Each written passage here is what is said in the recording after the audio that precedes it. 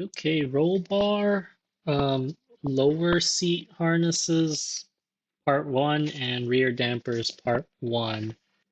Um, this one was pretty straightforward. I tightened the diff drain plug, and then I removed the upper rear damper bolts so that I can install the roll bar.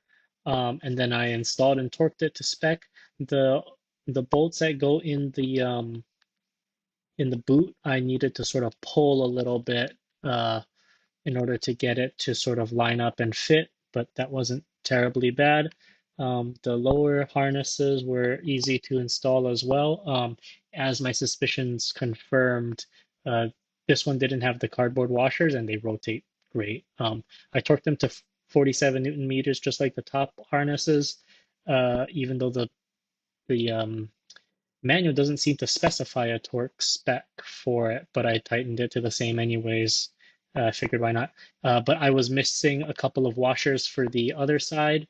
Um, I was able to do three out of the four, and so I leave one more for next time.